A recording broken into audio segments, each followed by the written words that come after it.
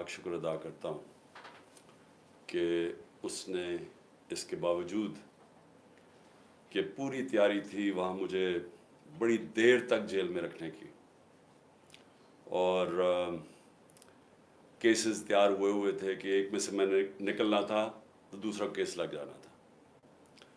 और जब मैं निकलना भी था वहाँ से, जब मोजेस जजेस ने, इस्लामाबाद हाई कोर्ट ने जब उन्होंने मुझे बेल दे दी, तो फिर भी बाहर वहाँ पुलिस इंतज़ार कर रही थी। MPO, एक MPO चीज़ होती है, मेंटेनेंस ऑफ पब्लिक ऑर्डर, उसमें इन्होंने पकड़ लेना था। तो मैं अल्लाह का शुक्र अदा करता हूँ, और मैं अल्लाह का शुक्र अदा ये भी करता हूँ कि आज जो हमारी जमहूरियत है वो सिर्फ एक, मैं बार बार कहता हूँ कि एक छोटे से धागे से लटक रही है, और वो बचाने वाला हमें इस जमहूरियत को वो है हमारी अदलिया। और उस अदलिया के ऊपर पूरी तरह ये माफिया वारदात कर रहा है। तो मैं पहले तो अपनी कौम को सिर्फ ये कहना चाहता हूँ कि अपने अदलिया और अपने आइन के साथ जुड़ के खड़े हो जाए, क्योंकि कहीं इन्होंने ये जो माफिया, मैं माफिया का लफ्ज़ इस्तेमाल कर रहा हूँ कि सिर्फ ज़ाती मफाद के लिए सब कुछ कर रहे हैं।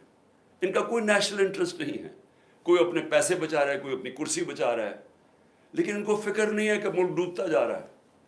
तो ये एक रास्ते में जो अदलिया इनको रोक के रखा हुआ है, और जिसकी वजह से मैं आज यहाँ बैठा हुआ हूँ, उसके ऊपर अब पूरी वारदात है।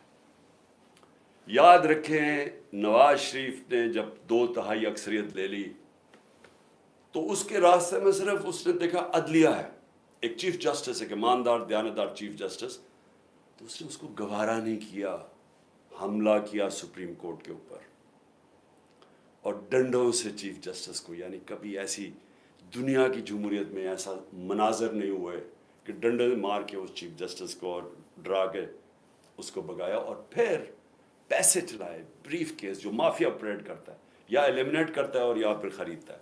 तो आज़ाद अदलिया को उसने तबाह किया, और जब आज़ाद अदलिया जाती है तो ये याद रखें कि उस मुल्क में आपकी आज़ादी चली जाती है, क्योंकि आज़ाद अदलिया आइन के मुताबिक आपके जो बुनियादी हुकूक हैं, फंडामेंटल राइट्स हैं, उनकी हिफाजत करती है। मैं ये बार बार आपको इसलिए बताता रहता हूँ, मैं ख़ास तौर पे जो मुझे उम्मीद है अपने नौजवानों से, कि आपको समझना चाहिए कि हम क्यों सारी दुनिया हमारे से आगे निकल गई है, क्यों हमारे इतने बुरे हालात हैं।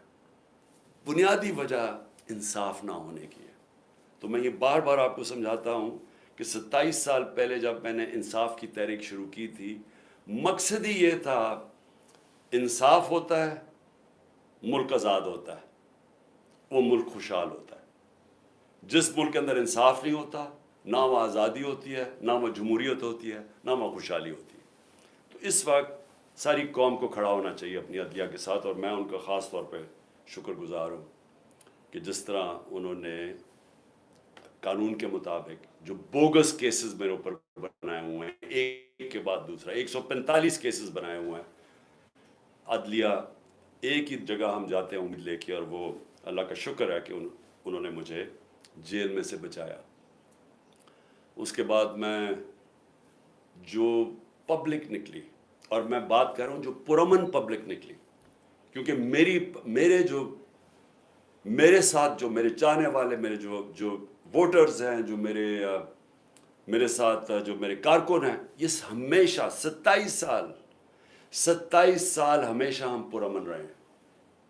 हमने कभी, जितनी भी हमें हमारे इश्तियाल डाला जाए, कोशिश की जाए कि हम किसी तरह प्रोवोक हों और हम कुछ गलत करें, मैं फ़ख्र से कहता हूँ कि 27 साल की सियासत में हमेशा हम पुरअमन रहे हैं।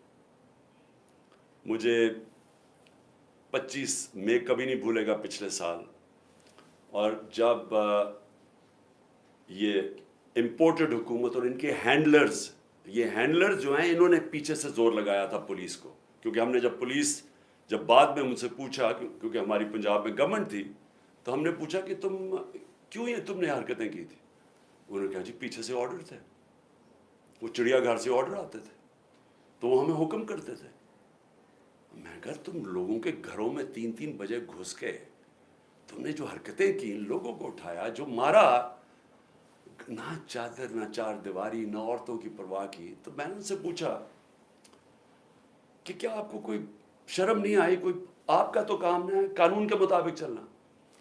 کہتے جی نوکری کا سوال ہے, حکم آتا ہے وہاں سے, ماننا پڑتا ہے جو کہ پیچھے سے حکم آتا ہے ہینڈلرز کا. تو ہمارے پر ظلم ہوا. 26 کو صبح کو میں نے وہاں دھرنا دینا تھا اسلام آباد میں, میں نے دھرنا ختم کیا اسی وقت, کیونکہ مجھے پتا تھا کہ لوگوں کو غصہ تھا اس وقت, جس طرح انہوں نے شیلنگ کی, فیملیز پہ شیلنگ کی, لوگوں کے گھروں میں گھسے. مجھے پتا تھا انتشار کی طرف جانا ہے. سب کو پتا ہے کہ میں نے 26 کی صبح کو جیسی میں اسلام آباد ابھی ڈی چوک بھی نہیں پہنچا, میں نے کہا ختم. اس کے بعد مجھے گولیاں لگتی ہیں, قتل کرنا. مجھے پتا تھا, پہلے سے پلان بنا ہوا تھا. میں کئی دفعہ آپ کو بتا چکا ہوں کون کون اس کے اندر ملوث تھا. مجھے سارے جو فنکار, جو اداکار اس کے اندر تھی, مجھے سب کے نام پتا ہے, اوپر سے لے کے نیچے تک. جتنے ہم سمجھتے ہیں کہ وہ ایک کا نام جو لیتا ہوں, اس سے بھی اوپر کا بھی مجھے پتا ہے کہ اس نے گو ہیڈ, گرین لائٹ کس نے دی تھی, کون اوپر 2 لوگ تھے جنہوں نے اس کو, اس آدمی کو گرین لائٹ دی تھی. اور پھر ان کے ساتھ وہ جو سویلین ملا ہوا تھا, جو رانا ثناء اللہ اور وہ شہباز شریف. مجھے جب گولی لگتی ہے, کیا میں نہیں, ایک قتل اللہ بچاتا ہے مجھے, کیا تب انتشار نہیں ہونا چاہیے تھا؟ تب کیوں نہیں توڑ پھوڑ ہوئی؟ تب کیوں نہیں گراؤ جھلاؤ یہ جو ہوا ہے؟ کچھ نہیں ہوا, کیونکہ یہ میرا فلسفہ نہیں ہے. میں یہ سمجھتا ہوں کہ اگر آپ اپنی پارٹی کو اس طرف لگا دیتے ہیں, اگر پارٹی ایک دفعہ پارٹی کو خون لگ جاتا ہے, جس طرح ہم جب کراچی میں پارٹی بنانے لگے تو انہوں نے کہا جی یہاں تو اگر آپ نے پارٹی بنانی ہے تو آپ کو ملیٹنٹ ونگ بنانا پڑے گا, کیونکہ MQM کے پاس ملیٹنٹ ونگ ہے, باقی بھی جماعتیں ان کے سامنے, سب کے پاس انہوں نے مسلح لوگوں کو رکھا ہوا ہے, آپ بھی رکھیں. یہ آج سے 25 سال پہلے کی بات ہے. میں نے تب ان کو سمجھایا کہ جس وقت آپ اپنی پارٹی میں مسلح لوگوں کو رکھتے ہیں, اس وقت آپ کی پارٹی کی ساری فطرت ہی بدل جاتی ہے. وہ آپ کے بھی اگر آپ کے لیے سمجھتے ہیں نا کہ ہمیں وہ حفاظت کریں گے, وہ پھر دوسری طرف اپنے کام کرنے پہ شروع لگ جاتے ہیں, قبضے شبزے بندوقیں پکڑ کے پھرتے ہیں. میں نے کہا میں نہیں کرتا, ہماری پارٹی بڑھے نا کراچی میں, کیونکہ جو وہ ڈر ہوتا تھا کہ MQM کی اس طرح خوف ہوتا تھا کہ جی ہم حفاظت کیسے کریں گے اپنے آپ کو ان سے. سو میں نے کبھی یہ نہیں کیا. اس کے بعد یہ 26 نومبر آئی, کم از کم 4 لاکھ لوگ تھے پنڈی کے اندر. صرف ہم نے جانا تھا وہاں سے واک کر کے اسلام آباد, وہاں انہوں نے پولیس جمع کی ہوئی تھی. پھر مجھے پتا چلا کہ میں نے کہا ویسے لوگوں کو, ایک تو تھا کہ مجھے گولیاں لگی پہلی دفعہ, میں خیر اس وقت میں ٹھیک بھی نہیں تھا, وہی کال آف کر دیا, واپس آ گیا وہاں سے. لوگ مایوس ہوئے کہ جی آپ بہت سارے تیار ہوئے تھے اسلام آباد جانے کے لیے, کیونکہ 3 دفعہ ہمارے خلاف دھرنے دیے گئے تھے یہ PDM کے لوگوں نے. ایک FIR نہیں کاٹی تھی کسی کے اوپر. موقع دیا, آئے جی آئے بشک. انہوں نے 25 میں پہ بھی ہمارے اوپر پتہ نہیں کتنی ہزاروں FIRs کاٹی. پھر اس کے بعد میں نے جب دیکھا کہ اگر ہمارا یہ حق تھا, پرامن احتجاج ہمارا حق ہے, ہم نے نہیں کیا. میں اس کے بعد آگے آ جاتا ہوں. 8 مارچ کو سب کو پتہ یہاں کیا ہوا. الیکشن ریلی شروع ہو رہی ہے, پتہ چلا جناب دفعہ 144 لگا دیا. الیکشن ریلی, الیکشن اناؤنس ہو چکا ہے, دفعہ 144 کیسے لگتا ہے؟ پورا پلان کیا ہوا تھا انہوں نے. ایک پلان کے تحت چاہتے تھے کہ تشدد ہو یا انتشار پھیلے, کیونکہ الیکشن سے بھاگ رہے ہیں. سو ایک چیز, بنیادی چیز آپ سب نے سمجھنی, جو لوگ الیکشن چاہتے ہیں وہ انتشار نہیں چاہتے. جو لوگوں کو خوف آیا ہوا ہے کہ الیکشن میں ان کی تباہی ہو جانی ہے اور ان کا نام و نشان ختم ہو جانا ہے, وہ الیکشن نہیں ہونے دینا چاہتے, لہٰذا وہ چاہتے ہیں انتشار. یہ اب بنیادی پوائنٹ سمجھیں. اور میں سارا وقت اپنے لوگوں کو, جب ضلع شاہ کا انہوں نے تشدد کر کے اس کو قتل, اس کی جب ڈیڈ باڈی کی تصویریں آئیں, یہاں غصہ تھا. ہم نے اگلے دن پھر ریلی اناؤنس کی, انہوں نے ہمیں اجازت نہیں دی. سب نے کہا جی ہم آپ کریں گے ریلی، کینسل کی. اس سے اگلے دن عدالت سے اجازت لے کے پھر ریلی کی، سب قانون کے بیچ میں رہ کے کیا. تو میں اب آتا ہوں جو میرے گھر سے ہوا. پہلے تو یہاں انہوں نے غیر قانونی طور پہ میرے گھر پہ حملہ کر دیا. 24 گھنٹے میرے گھر کے اوپر حملہ کیا انہوں نے. کوئی اس کی تاریخ نہیں ہے پاکستان میں. ہم نے کوئی اس کے بعد آرڈر نہیں کیا کہ جلاؤ گھراؤ اٹیک کرو لوگوں کو. 18 تاریخ کو مارچ کو جب میں اسلام آباد جاتا ہوں میجسٹریٹ کے عدالت میں جب وہاں ٹول پلازا اسلام آباد پہنچتا ہوں میرے گھر پہ اٹیک کر دیتے ہیں آرمڈ کار سے، 72 بند گاڑی سے میرا دروازہ توڑتے ہیں. لاہور ہائی کورٹ کے فیصلے کے بغیر، بلکہ لاہور ہائی کورٹ کا فیصلہ ہوتا ہے کہ صرف 2 آدمی آ سکتے ہیں سرچ وارنٹ کے ساتھ، فیصلہ تھا ان کا. 45 لوگ یہاں دروازہ توڑ کے پولیس والے کر کے سب کو گھر لوٹنا، جو چیز ملی چوری کی، تباہ کی، لوگوں کو مارا دھاڑا، ہڈیاں توڑ دی بیچارے لوگوں کو، اٹھا کے لے گئے لوگوں کو. اکیلی بشرا بیگم یہاں تھی. ہم نے پھر بھی آرڈر نہیں کیا. غصہ مجھے بہت تھا. میں یہ آپ کو کہوں کہ مجھے کبھی بھی غصہ آیا ہے کہ خاتون پردہ دار اکیلی گھر میں بیٹھی ہے اور چاروں طرف آوازیں آ رہی ہیں، اوپر نیچے پولیس کہ وہ مار رہے ہیں، وہ چیخیں ان کی آوازیں آ رہی ہیں، کھڑکی کے باہر لوگوں کو مار رہے ہیں ڈنڈوں سے. اکیلی خاتون، کوئی شرم کوئی غیرت نہیں تھی ان میں. سب سے زیادہ مجھے غصہ تھا. مجھے 18 تاریخ کو وہاں قتل کرنے کی کوشش کرتے ہیں اسی دن جوڈیشل کمپلیکس کے اندر. کوئی میں نہیں کہتا کہ جی ہم ملک کے اندر سارے نکل جاؤ باہر اٹیک کرو، کوئی نہیں کہتا. تو اب میں یہ کہنا چاہتا ہوں کہ یہ جو ہوا ہے، کیونکہ مجھے کل سے خبریں ملنی شروع ہوئی، کیونکہ میں تو نظر بند تھا نا، مجھے تو پتہ ہی نہیں ہو کیا رہا تھا. مجھے تو جب یہ اٹھا کے لے کے گئے ہیں تو مجھے تو اس کے بعد تو پتہ ہی نہیں کیا ہوا ہے. تو کل سے آج تک، اب آج بھی دن کو مجھے دیر بھی ہوئی آپ کے پاس آنے کی، کہ میں فیکٹس لے رہا تھا کہ یہ ہوا کیا ہے، کہ ہمارے یہ تو ہم ہیں ہی نہیں. یعنی میں ہمیشہ اپنے لوگوں کو بتاتا ہوں کہ تحریک انصاف پاکستان کی واحد پارٹی ہے جدھر فیملیز آتی ہیں. آپ اٹھا کے دیکھیں ہمارے جلسوں میں بچے اور عورتیں آتی ہیں، فیملیز آتی ہیں. کبھی کسی پارٹی کے پاس آئیے، سیپریٹ عورتوں کا انکلوجر ہوتا ہے، فیملیز کا بھرا ہوا ہوتا ہے، بلکہ وہ سب سے زیادہ بھرا ہوا ہوتا ہے. تو ہم چاہیں گے انتشار. اگر ایک پارٹی کی کال پہ پہلی دفعہ پاکستان کی تاریخ میں اس تعداد کے اندر خواتین نکلتی ہیں تو آپ انتشار چاہیں گے. تو میں نے تم سب کو کہا ہوا ہے کہ ہمیشہ وہ چیز کرو، انتشار سے بچو. ہم نے کبھی انتشار میں نہیں پڑنا. تو جو پھر میں آہستہ آہستہ مجھے اب چیزیں سامنے آ رہی ہیں، تو میں اس لیے آپ کے سامنے تھوڑی مجھے دیر بھی ہوئی. تو پہلے تو میں ذرا بتانا چاہتا ہوں کہ میں نکلنے سے پہلے، جب میں اسلام آباد نکلنے لگا تھا، مجھے پتا تھا انہوں نے کرنا، حالانکہ میرے پر کوئی کیس نہیں تھا، سب بیلز تھی. لیکن یہ اتنے بدنیت اور گھٹیا لوگ ہیں، اور 145 کیسز تھے، سب میں بیلز تھی. مجھے ایک خبر مل گئی کہ انہوں نے مجھے پکڑنا ہے. میں یہ چاہتا ہوں کہ پہلے دیکھ لیں کہ میں نکلنے سے پہلے کیا کہا تھا اور پھر میرے سے ہوا کیا.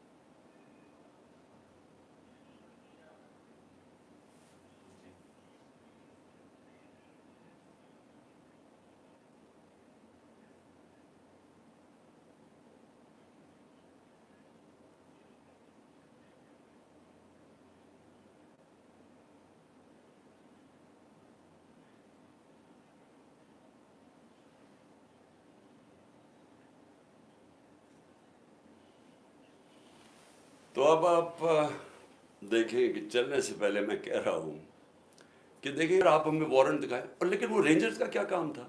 یہ تو پولیس کو آنا چاہیے تھا، فوج کا یہ کام تھا کرنے کے لیے. اور اس کے بعد دروازے توڑ کے لوگوں کو مارا، زخمی کیا انہوں نے، میرے سر پہ مارا انہوں نے، اور اس کے بعد اس طرح لے کے گئے کہ ساری دنیا نے دیکھا کہ ایک پاکستان کی سب سے بڑی پارٹی کا سربراہ، وہ پاکستانی جس کو ساری دنیا اور پاکستان 50 سال سے جانتا ہے، پہلے کرکٹ سے مجھے 20 سال جانتے تھے، جو پاکستان کی تاریخ کا سب سے بڑا خیراتی کام کیے ہیں، جس نے بڑے خیراتی ادارے دنیا میں اور ہوتا ہے، نوبیل پرائز ملتا انہی کے اوپر، 2 بڑے کینسر ہاسپٹل، تیسرا بن رہا ہے، 1 یونیورسٹی، سب خیراتی، اور پھر القادر جس کے اوپر میں بعد میں آتا ہوں، اس کو اس طرح پکڑ کے، جس نے اپنی ساری 50 سال کا جو پبلک لائف ہے ایک کرمنل کیس نہیں تھا، تو پچھلے چند مہینے کے اندر 145 کیسز کر دیے، دہشت گردی کے، غداری کے، کہ کسی کو ڈرٹی ہیری کہہ دیا، اور سائیکوپیتھ غداری، ملک سے غداری ہو گئی، جو یعنی ایک دن میں 15 کرمنل کیس، بڑا سے بڑا بھی جو ہوتا ہے ڈکیت یا کیا کہیں وہ مجرم، وہ بھی 15 ایک دن میں کیسز، وہ کرمنل کرائمز نہیں کر سکتا۔ اور پھر اس کے بعد یہ ساری دنیا کے سامنے جو انہوں نے مجھے ذلیل کیا، چلے اللہ کے ہاتھ میں ذلت ہے، لیکن اس کا میسج کیا گئی؟ کیا آپ کا خیال ہے کہ پاکستانی قوم یہ سمجھ جائے گی کہ کیونکہ آپ مجھے اس طرح پکڑ کہ میں واقعی کرپشن میں نے کوئی کرپشن کیا ہے؟ اور میں یہاں سب کو بتانا چاہتا ہوں کہ میرے اوپر کیس کیا تھا، یہ ذرا سمجھ جائے کیس کیا تھا۔ میں نے فیصلہ کیا کہ جب میں پرائم منسٹر بنا کہ میں نے اس ملک کے اندر سیرت نبی کو پروموٹ کرنا ہے، کیونکہ ہماری اخلاقیات تباہ ہو چکی ہے، ہماری موریلٹی گر چکی ہے، موریلٹی گری ہوئی ہے تو اس طرح کے چور و چکے سارے ملک کے اوپر بیٹھے ہوئے ہیں، ایک سے ایک بڑا مجرم جرائم پیشہ آدمی آج ملک کے اوپر بیٹھ گیا ہے۔ تو جب آپ کی ملکی اخلاقیات ختم ہوتی ہے، ملک تباہ ہو جاتا ہے۔ میرا القادر یونیورسٹی کا مقصد بنانے کا تھا کیا کہ اس ملک کے اندر ایک نئی لیڈرشپ پیدا ہو، جو کہ سیرت نبی کے اوپر، جو دنیا کی تاریخ کا سب سے عظیم لیڈر تھے، ان کی کوالٹیز آئیں ان کے اندر، کہ وہ کیا ان کے اندر کوالٹیز تھی کہ انہوں نے ساری دنیا کا نقشہ بدل دیا، اور کیوں اللہ حکم کرتا ان کی سنت پہ چلو۔ تو وہ مقصد وہ تھا، اور پھر صوفیزم اور روحانیات کے اوپر، اور اس کے علاوہ ٹیکنالوجی پڑھائی جائے وہاں، تو یہ مقصد تھا اس کا۔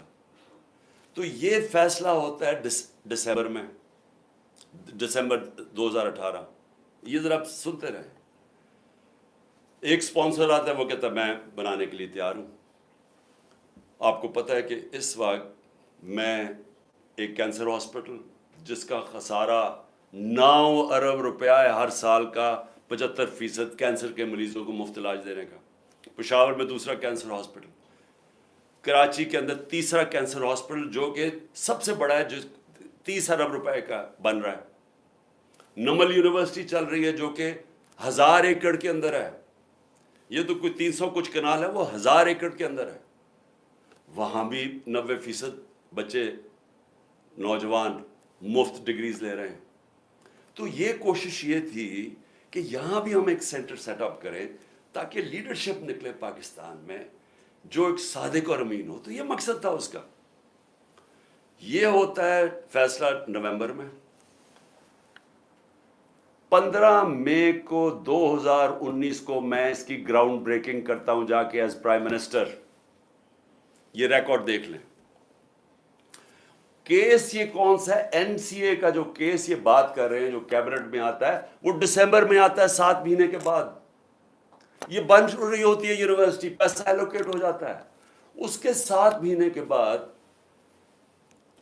وہاں یہ این سی اے کا کیس آتا ہے۔ وہ سمپل کیس ہے، وہ بھی کوئی مشکل نہیں ہے۔ ہمارے پاس یہ چوائس رکھی گئی کہ پتہ نہیں $170 بلین آ رہا ہے پاکستان، یا لیکن اس کے لیے آپ کو ایک اگریمنٹ ہوئی ہے ملک ریاض اور این سی اے میں، تو لیکن وہ کانفیڈینشیل ہے۔ تو اگر آپ کانفیڈینشیل مانتے ہیں تو وہ پیسہ آ جاتا ہے پاکستان میں، اگر آپ نہیں مانتے تو آپ کو عدالت جا کے وہاں آنا پڑے گا، لیٹیگیشن کرنی پڑے گی۔ ہمیں بتایا گیا کہ $100 ملین ہم ضائع کر چکے ہیں فورن لٹیگیشن میں، تو وہ جب کیس جائے گا وہ کئی سال چلے گا. لہٰذا ہم نے فیصلہ کیا کہ سپریم کورٹ میں وہ 170 ملین آتا ہے یا وہ گورنمنٹ آف پاکستان ہے تو پاکستان آ رہا ہے نا، اس کے اوپر میرے اوپر کرپشن کیس ہے. یہ کیس کہتے ہیں جناب آپ نے القادر یونیورسٹی سے فائدہ اٹھایا ہے. القادر یونیورسٹی ٹرسٹ ہے، اس کے سارے آڈیٹڈ اکاؤنٹس ہیں، وہ سارے آپ کو پتہ ہے. بتائیں کدھر سے فائدہ اٹھایا؟ وہ کوئی نہیں بتا رہا. یہ نہیں نیب بتا رہی فائدہ. وہ کہتے جی آپ کو کوئی فائدہ ہو، کیونکہ آپ کو القادر بنانا تھا لہٰذا آپ نے اس کو ملک ریاض کو، جب ساری کیبنٹ کا فیصلہ تھا. نہیں، آپ نے اس لیے کیا ہے کیونکہ آپ نے وہ القادر یونیورسٹی بنانی تھی جس میں مجھے کوئی ذاتی فائدہ نہیں ہے، جس طرح نہ مجھے نمل یونیورسٹی سے ہے نہ مجھے شوکت خانم سے ہے، کیونکہ وہ ٹرسٹ ہے، وہ میری ذاتی ملکیت تو نہیں. اس کے اوپر یہ سارا ڈرامہ ہوا کہ جی عمران خان کے اوپر کرپشن کیس ہوا، اس کے اوپر انہوں نے مجھے پکڑا اور مجھے ایک دہشت گرد کی طرح پکڑ کے لے کے جا رہے تھے. اور دوسرا میری بیوی، اب مجھے جو اس سے زیادہ اپنے سے زیادہ تکلیف ہے کہ میری بیوی کا نام بھی ٹرسٹی میں ہے. کیوں ہے؟ ٹرسٹی کیا ہوتا کہ پہلے کیونکہ قوم کو سمجھنا چاہیے، کیونکہ اتنا زیادہ پروپیگنڈا کیا جا رہا ہے. میں نے کبھی اس طرح کا کنٹرول ٹیلی ویژن نہیں دیکھا جو آج کل ٹوٹل کنٹرول کر کے پیچھے سے ان کو حکم آتا ہے نامعلوم افراد کا، دھمکیاں آتی ہیں، آرڈرز دیے جاتے ہیں کہ عمران خان کو نہیں دکھانا، فلانی چل، اس کے لیے کوئی اچھی چیز نہیں کہنی، اس کے خلاف پروپیگنڈا کرنا. تو اتنا جھوٹ بولا جا رہا ہے. لوگوں کو بتائیں کہ ٹرسٹ ہوتا کیا ہے. ٹرسٹ، جو ٹرسٹیز ہوتے ہیں نہ ان کو کوئی تنخواہ ملتی ہے، ان کو کوئی تنخواہ نہیں ملتی. صرف ٹرسٹی وہ ہوتا ہے جس کو جو دل سے کوئی خیراتی کام کرنا چاہتا ہے. اب بشرا بیگم، بلکہ مجھے سیرت نبی کو جو سمجھا ہوں میں تو بشرا بیگم کی وجہ سے سمجھتا ہوں، کیونکہ ان کی بہت زیادہ اس کے اوپر ان کی نالج ہے، تو ان کو میں نے ٹرسٹی رکھ دیا. اس کے اوپر بھی وارنٹ نکال دیا اریسٹ کا، میرے گھر پہ حملہ کر دیا، پھر سے آ کے یہاں ٹیئر گیسنگ شروع کر دی، ان کو کہا کہ پکڑ کے جیل میں ڈالنا ہے. میں نے ایسی کبھی بے غیرتی اس ملک میں نہیں دیکھی. وہ آدمی یہ نیب کا چیئرمین، یہ جو جنرل ہے، اگر اس نے یہ آرڈر کیا اور کیا اسی نہیں ہوگا، اور اس کے ہینڈلرز نے پیچھے سے اس کو کہا ہوگا، کیونکہ میں آج تو وہ جو پہلا نیب کے چیئرمین آفتاب سلطان جنہوں نے ریزائن کیا، اس نے کہا میں غلط کام نہیں کرتا. میں آج اس کو سلام کرنا چاہتا ہوں کیونکہ میں نیب کے ذرا لوگوں سے ملا تھا. مجھے تو اندازہ نہیں تھا وہ اتنا پرنسپل آدمی، یہ بے ضمیر آدمی، اس کو شرم نہیں آئی کہ وارنٹ نکال رہے ٹرسٹ کے اوپر، ایک ٹرسٹی ہونے پہ. ایک تو یہ جاہل ہوگا کیونکہ اس سے کوئی بہتر کیس ہی ڈھونڈ لیتا کیونکہ اور کیس کوئی مل نہیں رہا تھا. دوسرا شرم نہیں آئی کہ ایک گھر کی پردہ دار خاتون کے اوپر آپ نے ایک وارنٹ نکال دیا اریسٹ کا، اور یہاں پولیس آ گئی اس کو پکڑنے کے لیے. شرم نہیں آئی؟ گھر میں آپ کی عورتیں نہیں ہیں؟ یا آپ اتنے بے شرم ہیں کہ آپ کی عورتوں سے یہ کچھ کرے گا تو آپ کو کوئی فرق ہی نہیں پڑے گا؟ آپ اتنے بے غیرت ہیں. آپ بھی بے غیرت ہیں، اور جو آپ کو ہینڈلرز جو یہ کروا رہے ہیں وہ بھی بے غیرت ہیں، کیونکہ کوئی غیرت مند آدمی، آنریبل آدمی ایسی حرکت نہیں کر سکتا جو آپ نے کی ہے. بے ضمیر بھی ہیں، بے غیرت بھی ہیں، چھوٹی سی تنخواہ کے اوپر اپنا ضمیر بیچ رہے ہیں آپ کی. یہ اتنی سی اوقات اور قیمت ہے. تو اب میں آگے چلتا ہوں. لو جی، اس کے بعد مجھے نہیں پتا ہوا کیا، مجھے تو انہوں نے بند کر دیا. تو جب میں نکلا سپریم کورٹ میں تو مجھے ججز نے، میں تو سیدھا وہاں سے سپریم کورٹ گیا، انہوں نے مجھے پوچھا کہ جی یہاں تو بڑا انتشار ہوا ہے، توڑ پھوڑ ہوئی ہے. میں نے ان کو کہا کہ یہ ہم نے کبھی ایسی چیزیں نہیں کی. تو پہلے بھی چلے کم از کم گولیاں جب لگی تھی تب تو توڑ پھوڑ ہوتی نا، تب تو سب کو پتا تھا. میں نے تو نام لے لیا تھا کہ کون ذمہ دار ہے. میں نے تو اس ISI کے جنرل کا نام لے لیا تھا. تو تب کیوں نہیں انہوں نے اٹیک کیا؟ تب کیوں انہوں نے لوگوں کو گھروں میں یہ جا کے کیوں نہیں حملہ کیا؟ تو جو اب سے مجھے پاس معلومات آ رہی ہیں، میں یہ چاہتا ہوں کہ یہ ایک چھوٹی سی آپ ذرا ویڈیو دیکھ لیں تاکہ آپ کو اندازہ ہو کہ یہ ہوا کیا ہے. کیونکہ مجھے ابھی تک، میں چاہتا ہوں اس کے اوپر پوری انویسٹیگیشن ہو اور انڈیپینڈنٹ ہو. میں چاہتا ہوں جو بھی سرکاری بلڈنگز جلائی گئی ہیں इन्वेस्टिगेशन हो कि इसके पीछे कौन था। मैं चाहता हूं कि जो बेचारे नौजवान, नहत्ते नौजवान, जो एक हकीकी आज़ादी के लिए, और जो उनका हक है कि पुरअमन एहतजाज करना, जो हमेशा हमने किया है, उनको सीधी गोलियां मारी गई हैं। और जो पता नहीं कितने 100 लोग इसको पड़े हुए हैं, गोलियां उन्हें लगी हुई हैं, जो अस्पतालों में पड़े हैं। मैं इस सब के ऊपर इंक्वायरी चाहता हूं, लेकिन इनसे नहीं चाहता। मैं चाहता हूं कि चीफ जस्टिस सुप्रीम कोर्ट, आप अपने नीचे कोई पैनल बनाएं इंडिपेंडेंट। जिस तरह मैंने शुरू में कहा था कि मुझे इंसाफ नहीं मिलने लगा, क्योंकि मुझे पता था जिन्होंने मुझे गोलियां मारी हैं वो इतने ताकतवर हैं कि वो नहीं यहाँ इन्वेस्टिगेशन होने देंगे, ये आज भी नहीं होने देंगे। इसलिए इंडिपेंडेंट इन्वेस्टिगेशन करें, क्योंकि इसमें बड़ी जो मुझे चीज़ें पता चली, आपको बड़ी बड़ी चीज़ें पता चलेगी इस कौम को, कि कौन ये चाहता था कि इंतशार हो और किसने फ़ायदा उठाया इसका फ़ायदा उठा के जो ये बड़ी देर से चाह रहे थे, सारी तहरीक इंसाफ की लीडरशिप को इन्होंने जेल में डाल दिया। अब तक 3,500 वर्कर हमारे पकड़ के जेल में डाल दिए, अभी भी पकड़ रहे हैं वर्कर्स, और सिर्फ मौके का फ़ायदा उठाया इन्होंने।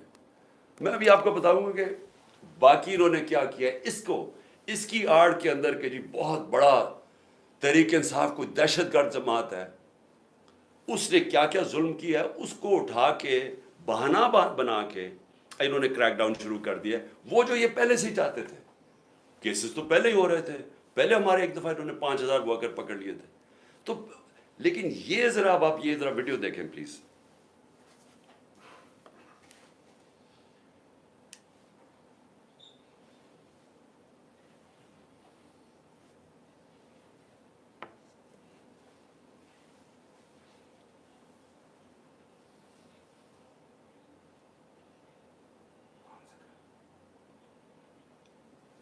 आवाज़ तो है,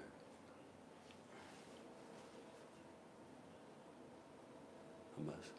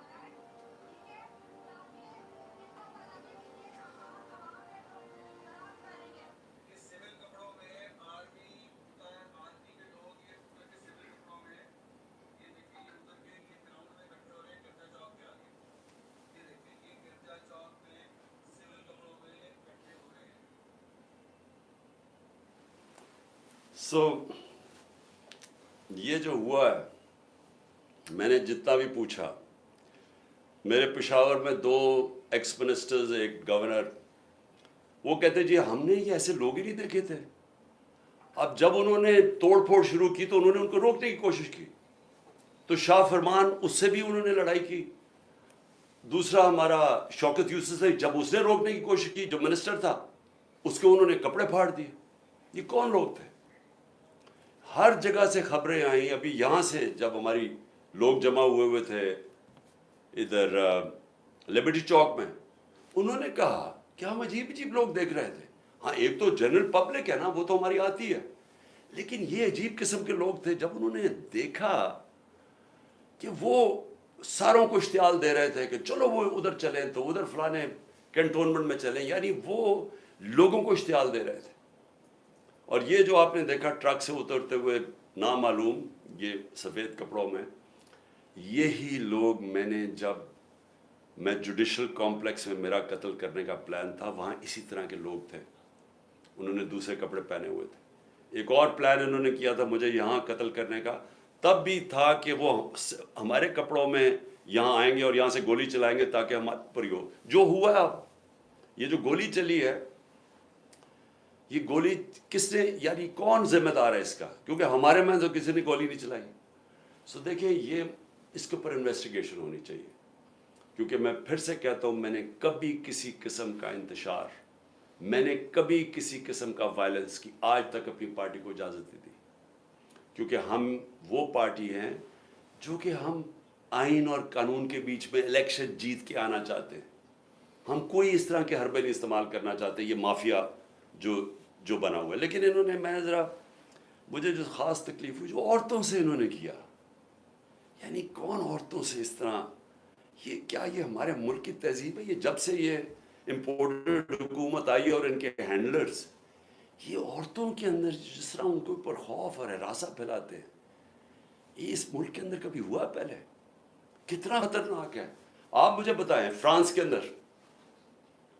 اندر آپ دیکھیں کہ وہاں پولیس کھڑی ہوتی ہے سامنے, پروٹیسٹرز کھڑے ہو کے پیٹرول بم مار رہے ہوتے ہیں ان کے اوپر.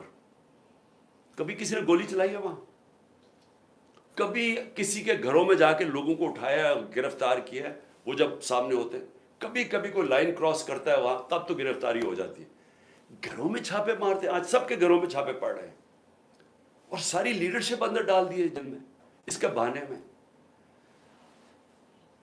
اور پھر مجھے یہ ذرا سمجھائیں کہ ٹی وی کے اوپر کیسے ایک دم میڈیا پہ کلیمپ ڈاؤن ہو گیا.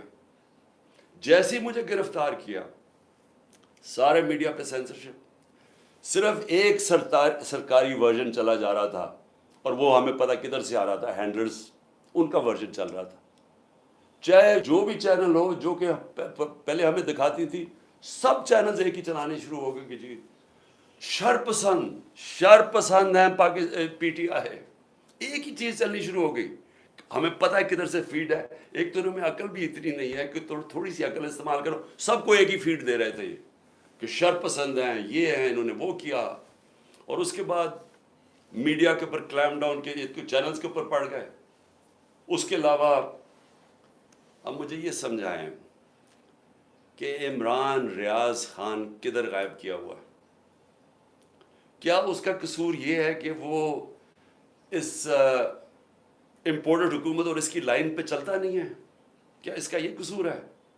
اس لیے وہ پہلے اسے اٹھایا, اسے غائب کر دیا. اور مجھے خطرہ ہے, میں سب کے سامنے کہنا چاہتا ہوں اس کے اوپر تشدد کریں گے, کیونکہ ہمارے کئی لوگوں کے اوپر, اعظم سواتی اور میں کئی لوگوں کو بتاؤں گا, علی امین, ان کے اوپر انہوں نے تشدد کیا. اور مجھے خوف ہے کہ اس کے اوپر بھی تشدد کریں گے, کیونکہ عمران ریاض آخر میں کہہ رہا تھا, ایئرپورٹ جا رہا تھا, ملک چھوڑ کے جا رہا تھا, جب اس کو ایئرپورٹ سے پکڑا ہے اس کو بھی خوف تھا کہ ارشد شریف سے جو ہوا ہے وہی لوگ اسی سے وہی کریں گے, اور اس کو اب جیل میں رکھا ہوا. میں ساری قوم کو کہنا چاہتا ہوں, آپ کو سب کو اپنی آواز اٹھانی چاہیے کہ ایک صحافی کے پیچھے جس کی سب سے زیادہ ویورشپ ہے, اس کی یوٹیوب پہ ویورشپ دیکھیں, اس کو ٹی وی چینل میں نہیں کام کرنے دیتے کیونکہ یہ ان کی لائن فالو نہیں کرتا. اس کے اوپر اس کو خطرہ یہ ہے کہ یا اس کے اوپر بڑا تشدد کریں گے, اور ہمیں یہ بھی ڈر ہے کہ اس کو مار نہ دے, کیونکہ ابھی تک وہ پولیس کہہ رہی ہے جی ہمیں نہیں پتا وہ کدھر گیا. ہمیں پتہ ہے وہ کدھر ہے, مجھے پتہ ہے وہ کدھر ہے, اور اس کے اوپر کچھ ہوا تو پھر یہ لوگ ذمہ دار ہوں گے, وہی جنہوں نے ارشد شریف کا قتل کیا تھا, جو ذمہ دار ہیں میرے اوپر جنہوں نے قاتلانہ حملہ کروایا تھا. پھر اس کو بھی اٹھا کے لے گئے, اور یا مقبول خان کو, بزرگ آدمی ہے, یعنی ٹھیک ہے وہ اس کی اپنا رائے ہے, اس کی اپنی فالوئنگ ہے, کیونکہ وہ آپ کی آفیشیل لائن کے ساتھ نہیں ہے, کیونکہ وہ بھیڑ بکریوں کی طرح آپ کی لائن پہ نہیں چل رہا, کیونکہ وہ کنٹرول نہیں ہے, اس کو اٹھا کے لے گئے. آفتاب اقبال کو پکڑ کے لے گئے, اس کو ذرا چھوڑ دیا, لیکن اس کو بھی اٹھا کے لے گئے. اس کی تو لائن ہی کچھ اور ہے, لیکن کیونکہ شاید اس نے عمران خان کے لیے کوئی پروگرام کر دیا ہوگا. یعنی یہ ایسی فیشزم, مجھے تو یہ نہیں سمجھ آتی کہ یہ کون سے ملک میں, کس جمہوریت کے اندر یہ تماشے ہو رہے ہیں, یعنی جس طرح کا ظلم ہو رہا ہے. اس کے بعد جب پبلک کا ریاکشن آیا تو یہ پبلک کا ریاکشن سے بہت زیادہ آنا تھا. جہاں تک مجھے پتہ ہے اوورسیز پاکستانی, وہاں تو ہم نے کچھ نہیں نہ کیا, وہاں تو ہمارا کوئی پی ٹی آئی کا موقع نہیں تھا.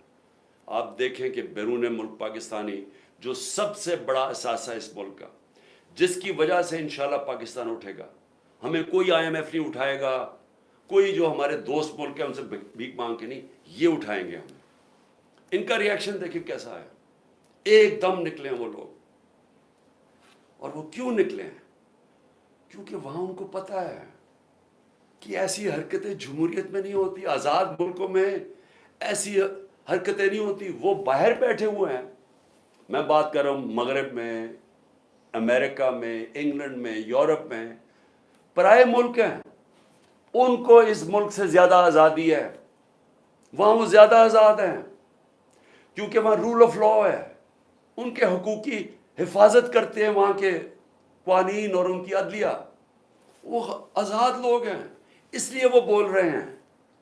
یہاں انہوں نے اتنا خوف اور ہراساں پھیلا کے، ڈرا کے، ڈنڈے مار مار کے لوگوں کو سمجھ رہے کہ کنٹرول کر لیں گے. میں آج پھر سے یاد کرانا چاہتا ہوں ایسٹ پاکستان کا. میری زندگی میں ہوا ایسٹ پاکستان. مارچ 1971 کے اندر میں وہاں میچ کھیلنے گیا تھا ایسٹ پاکستان کی انڈر-19 کے خلاف. ہمارا جو جہاز واپس آیا تھا وہ آخری جہاز تھا. مجھے ابھی بھی یاد ہے کہ کتنی نفرت ہو گئی تھی پاکستان کے خلاف. ہمیں تو یہ پتہ ہی نہیں تھا. اسی طرح جس طرح آج میڈیا کنٹرول کر رہے ہیں تب یہ میڈیا کنٹرول کر رہے تھے. فرق یہ ہے کہ آج سوشل میڈیا ہے اور انہوں نے سوشل میڈیا ہی بند کر دیا. اس دوران کیونکہ یہ اپنا ورژن دینا چاہتے تھے کہ شر پسند اور بتانا چاہتے تھے، انہوں نے سوشل میڈیا بند کر دیا. فیس بک، ٹویٹر. ملک کو کتنا نقصان ہوا صرف اس لیے کہ جناب عمران خان کو پکڑنا تھا تو ریاکشن انہوں نے نہیں دکھانا تھا کہ اس کا ریاکشن کیا ہے. تو ایسٹ پاکستان میں یہی ہوا تھا. ہمیں یہاں کنٹرول میڈیا، پاکستان ٹائمز، ہمیں یہاں PTV تھا. وہ میں تو انگلینڈ گیا پڑھنے کے لیے، ادھر مجھے پتا چلا وہاں کیا ہوا ہے. آج ہمیں سمجھنا چاہیے کہ ایسٹ پاکستان کے لوگوں سے اتنا بڑا ظلم ہوا.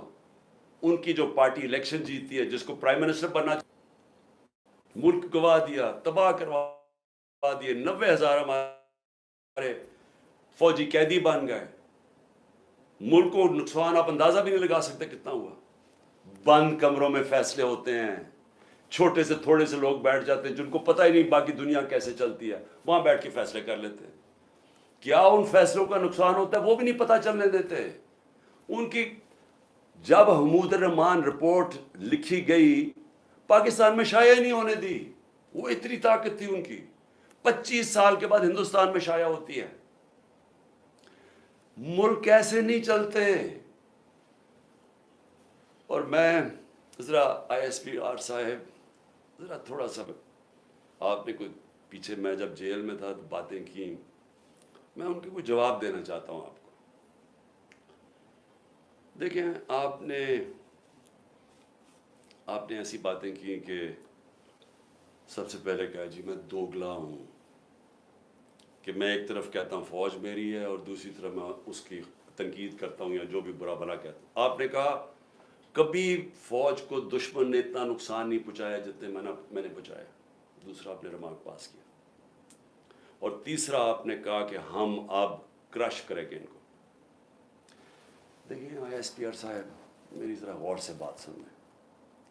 آپ جب پیدا بھی نہیں نہ ہوئے تھے تب میں اپنے ملک کو دنیا میں ریپرزینٹ کرتا تھا.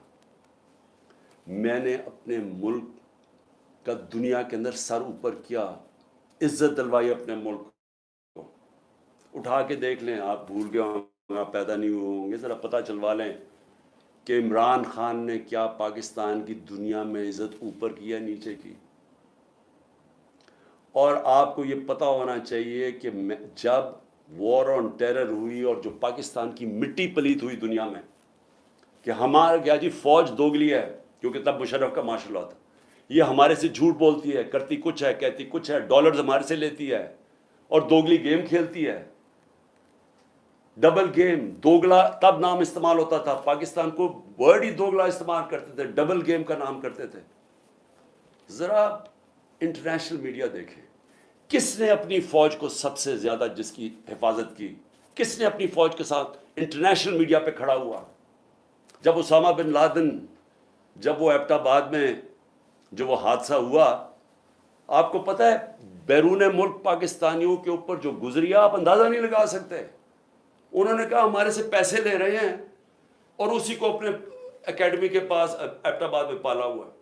جو ہمیں ذلت ملی تب کون بولا آپ کے لیے؟ یا تو کوئی سانپ سونگ گیا تھا, یا تو آرمی چیف کے منہ سے چون ہی نکل رہی تھی, یا تو کوئی بولتا ہی نہیں تھا, نہ پرائم منسٹر تھا وہ گیلانی تھا نہ زرداری. 4-5 دن سناٹا چھایا ہوا تھا, وہ آ کے مار کے چلے گئے. ہمارے ملک میں دنیا میں ذلیل ہوئے ہم. میں بولا تھا, میں ساری جگہ اپنی فوج کو ڈیفینڈ کیا ہے. میرے 3.5 سال میں دیکھیں کہ پاکستان فوج کا امیج اوپر تھا یا نیچے تھا. ذرا اٹھا کے دیکھیں, آپ کے سامنے ہے وہ. کیا فوج کا امیج اوپر گیا یا نیچے گیا؟ فوج کو لوگ پسند کرتے تھے. جب ایک آرمی چیف نے میری کمر میں تو چاقو مارا, لیکن بدنام ترین مجرموں کو آ کے اوپر بٹھا دیا, تو کیا میری وجہ سے فوج کو برا بھلا کہا گیا یا اس آدمی کی وجہ سے؟ کیا لوگ چونٹیاں ہیں؟ کیا لوگوں میں عقل نہیں ہے؟ کیا لوگ بیوقوف ہیں کہ جدھر آپ لگائیں گے ادھر لگ جائیں گے؟ کیا لوگ 30 سال سے ان لوگوں کو نہیں جانتے تھے؟ اسی فوج نے, میں نے اپنے کانوں سے سنا ہوا ہے, جب مجھے ISI نے بریفنگ دیا کہ انہوں نے کتنا, اب سے نہیں 25 سال سے میں سن رہا ہوں کہ کتنا پیسہ انہوں نے چوری کر کے ملک سے باہر لے کے گئے ہیں, کہ جی اب چائنا سے واپس آئے تو یا زرداری نے یہ ڈیل کی ہے تو فلانی پراپرٹیز. ہمیں جو انہوں نے پراپرٹیز دکھائی ہیں وہ اس سے اربوں ڈالرز کے اندر پراپرٹیز ہیں, اور ایک دم کہہ رہے ہیں کہ اب جناب فیصلہ ایک آرمی چیف نے کیا ہے تو بھیڑے سراب ادھر چلے جائیں, اور اس کو کہہ کہ جی بڑا اب بہت اچھا کیا اور اب عمران خان برا یہ اچھا ہے. لوگوں نے نہیں تسلیم کیا. میں نے نہیں برا بھلا کہا فوج کو. جو آرمی چیف کے ایکشنز تھے اس نے اس کی ہماری فوج کو برا کیا ہے, اس کی وجہ سے ہوا, میری وجہ سے نہیں ہوا. اور یہ کہنا کہ یہ قوم ایکسیپٹ کر جائے ان لوگوں کو, کس نے میمو گیٹ کیا تھا؟ کیا حقانی نے جا کے امریکنوں کو نہیں کہا تھا جو کیس لگا تھا سپریم کورٹ میں کہ مجھے, انہوں نے کہا زرداری کہہ رہا ہے کہ مجھے میری فوج سے بچا لو, امریکنوں کو کہہ رہا ہے. کیا جب نواز شریف جا کے چھپ کے ملاقات کر رہے کہ جی میری فوج کو نہ پتہ چل جائے, اور اسے وہ جو ڈان لیگز میں جب وہ کہتا ہے ڈان لیگز کہ جی دہشت گردی انڈورس کر رہا ہے ہندوستان کو اوپینین کہ فوج دہشت گردی کر رہی ہے, آپ ان لوگوں کو اوپر بٹھا دیں اور ہمیں کہیں کہ ہم ان ساروں کو تسلیم کر لیں, اور ہم اگر پروٹیسٹ کریں تو ہمیں جیلوں میں ڈال دیں, ہم پروٹیسٹ کریں ہمارے اوپر FIR کاٹ دیں, ہم کچھ کریں آپ اینٹی اسٹیٹ ہمیں قرار دے دیں, لیکن آپ سب کچھ ٹھیک کر رہے ہیں. مجھے گولیاں لگی ہیں, مجھے پتہ ہے کس نے کون ذمہ دار ہے. مجھے ایکس پرائم منسٹر جو سب سے بڑی پارٹی کا ہیڈ, مجھے یہ حق نہیں ملا کہ میں اپنی FIR کٹوا سکوں. ISPR فرمان دے رہے ہیں کہ ہمارا تو بے بنیاد الزام لگایا گیا ہے. بھی آپ ہیں کون کہنے والے, یہ کس نے آپ کو رائٹ دیا ہے؟ ملک کا آئین یہ کہتا ہے کہ جس کے اوپر وارت ہوتی ہے اس کا رائٹ ہوتا ہے FIR کٹوانا, تفتیش ہو, پھر وہ بے بنیاد بے قصور ثابت ہو جائے, بسم اللہ. لیکن آپ تو بیٹھ کے فرعون کی طرح فرمان پاس کر رہے ہیں کہ جی وہ تو ہمارا, میں نے تو غلط الزام, اور یہ کہنا کہ عمران خان جھوٹ بول رہا ہے. آپ کو شرم آنی چاہیے ایسی باتیں کرتے ہوئے. عمران خان کو 50 سال یہ قوم جانتی ہے. اس قوم کی تاریخ میں اگر کسی ایک آدمی کو اس قوم نے سب سے زیادہ پیسہ دیا ہے, جو سب سے زیادہ خیراتی کام, وہ عمران خان کر رہا ہے. اور وہ کیوں دیتے ہیں؟ کیونکہ ان کو پتہ ہے کہ وہ دیانتدار آدمی ہے, وہ چوری نہیں کرتا پیسے, وہ سچ بولتا ہے. عدالت کے اندر جب میرا کیس لگا فلیٹ کا, عدالت نے, سپریم کورٹ نے کہا صادق اور امین ہے. آپ کو کس نے اجازت دی ہے کہ یہ کہنا جی جھوٹ بول رہا ہے یا دوگلا ہے؟ آپ کو شرم آنی چاہیے. کبھی ISPR نے اس طرح کی باتیں نہیں کی. آپ تو کود کے آ گئے پالیٹکس میں, آپ پارٹی بنا لیں اپنی. اور میں اس کے علاوہ میں آخر میں کہ میں اپنے آپ کو کنٹرول کر رہا ہوں کیونکہ مجھے بڑا غصہ ہے اس چیز کے اوپر کہ اس طرح کے الزام لگانے اور آپ کو پتہ ہی نہیں آپ بات کیا کر رہے ہیں اور اس آدمی پہ لگا رہے ہیں جس کو ہمیشہ وہ چاہتا ہے کہ اس کی فوج مضبوط ہو. اور میں آپ کو یہ بتاؤں میں ڈرامے نہیں کر رہا کیونکہ میرے پیسے ملک سے باہر نہیں پڑے ہوئے. میری کچھ میں نے بھاگ کے میرے اوپر 145 کیسز سے ملک چھوڑ کے باہر نہیں بھاگا. میں نے یہ نہیں کہا کہ مجھے ای سی ایل پہ نہ ڈالنا. میں ڈالو مجھے ای سی ایل پہ, میں جانا ہی نہیں چاہتا ملک سے باہر.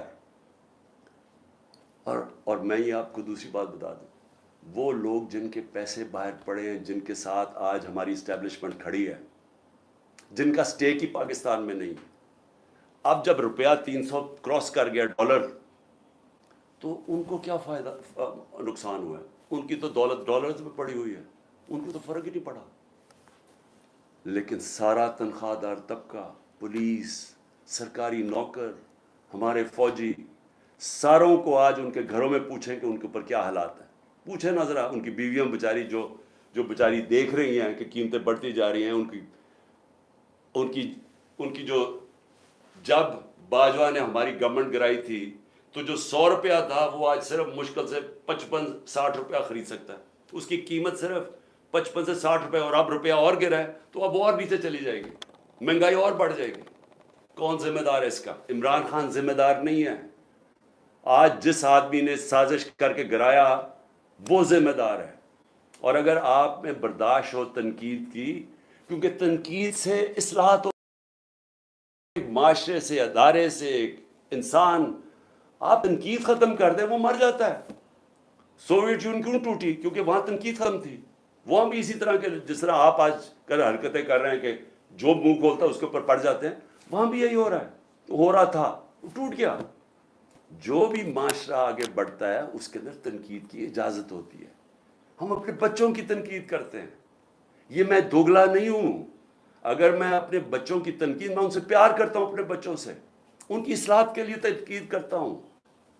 یہ کوئی فرعونیت ہی نہیں ہے کہ آپ ہماری ضرورت نہیں, ہم کوئی آپ کی کمی ہے کہ ہم تنقید نہیں کر سکتے, کہ ہم تنقید کریں گے تو جناب ہم اینٹی اسٹیٹ ہو گئے, غداری کا پرچہ ہو گیا.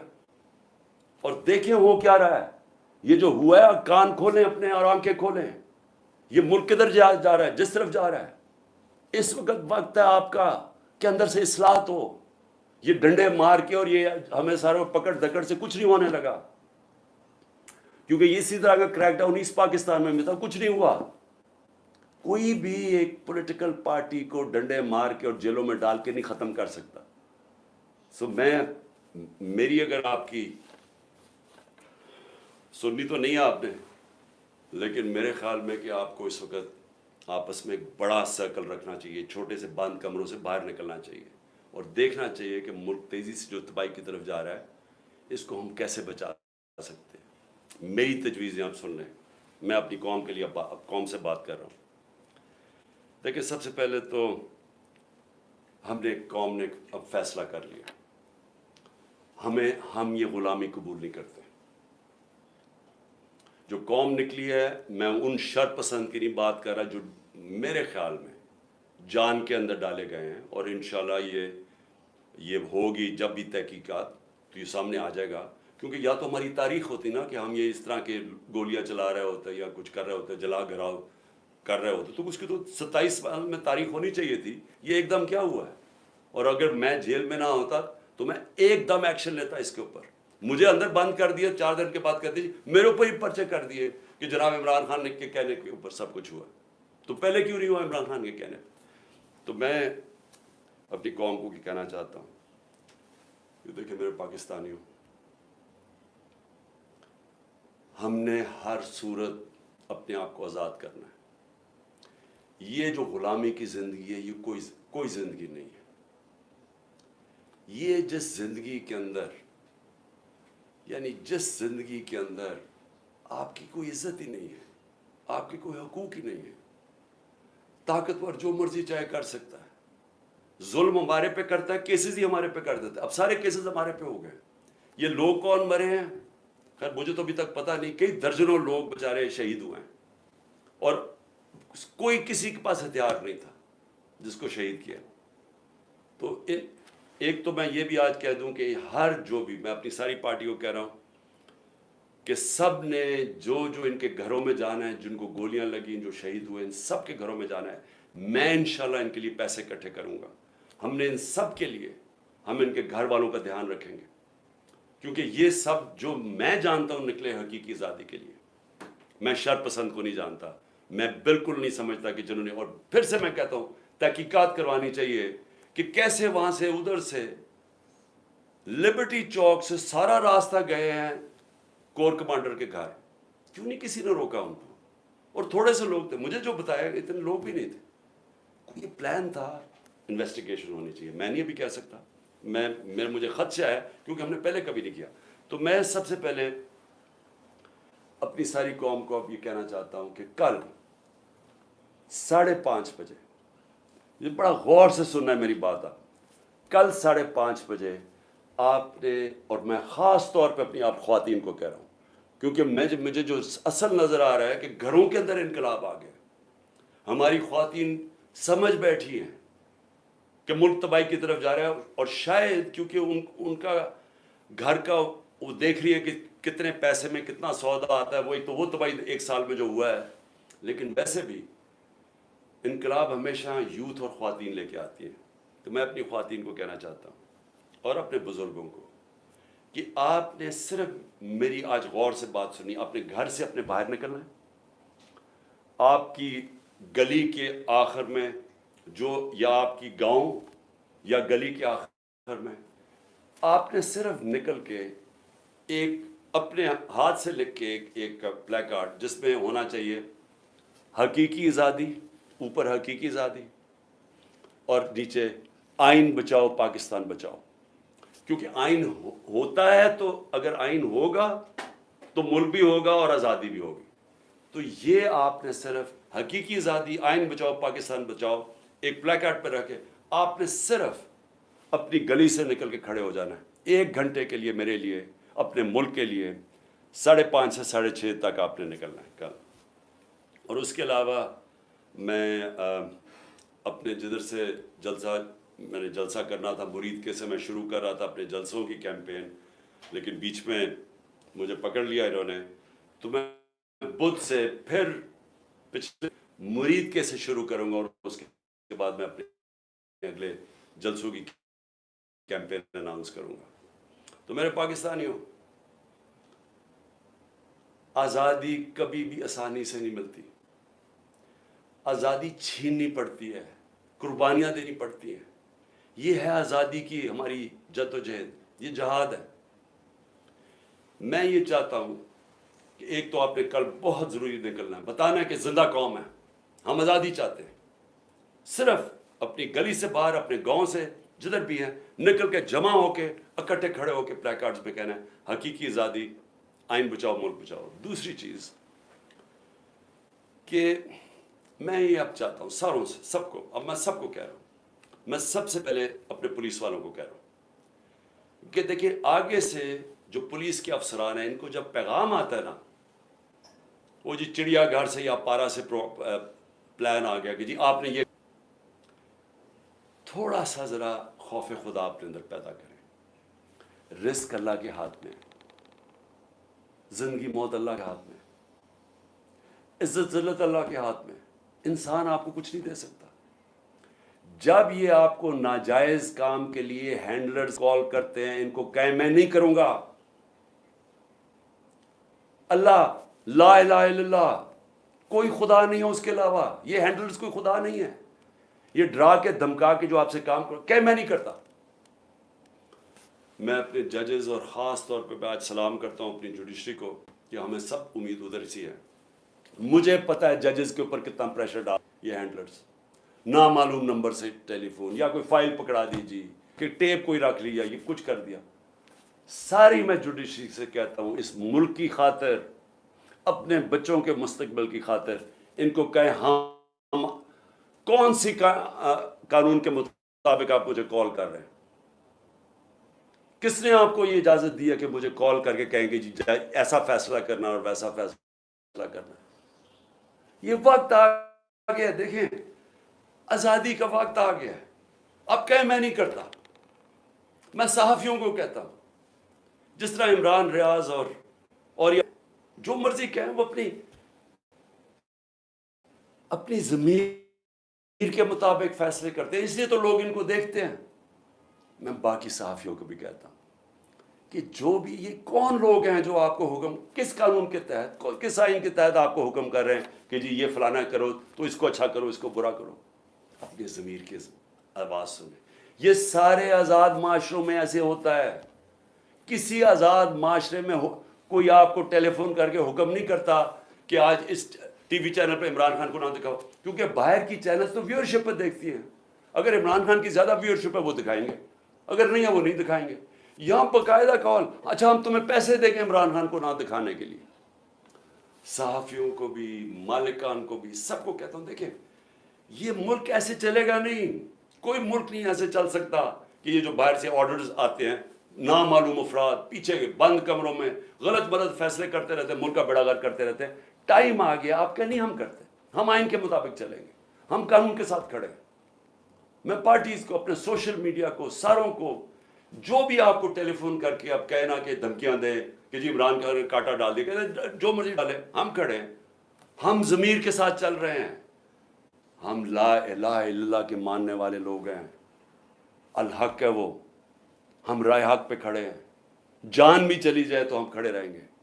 اور آپ اندر سے ہی قوم آزاد ہونا شروع ہو جائے گی اور یہ پیچھے ہٹ جائیں گے، لیکن خوف کے اوپر یہ سارا ملک کنٹرول کر کے بیٹھے ہوئے ہیں۔ مجھے اجازت مل گئی، عدالت نے مجھے اجازت دے دی، کل سارے بیل مجھے میرے ہو گئے، مجھے جانے نہ دیں وہاں سے، بٹھا دیا جناب وہاں۔ 1 گھنٹہ ہو گیا، 2 گھنٹے ہو گئے، 3 گھنٹے ہو گئے، میں بیٹھا ہوں، پتہ چلا جناب نامعلوم افراد نے بھی اجازت نہیں دی، کیونکہ ان کو نہیں یہ سمجھ آ رہی ہے کیسے ہو گیا۔ چلو جی میں وہاں بیٹھا ہوں۔ تو اس لیے میں اپنی قوم کو، سب کو آخر میں صرف یہ کہتا ہوں کہ وقت آ گیا اس ملک کو، اب ہم اپنی تقدیر بدلیں۔ کل آپ نے ضرور نکلنا ہے شام کو 5:30 بجے اپنے ملک کے لیے، اپنے آئین کو بچانے کے لیے، اپنی آزادی کو بچانے کے لیے، اپنے بچوں کے مستقبل کے لیے۔ پاکستان زندہ باد۔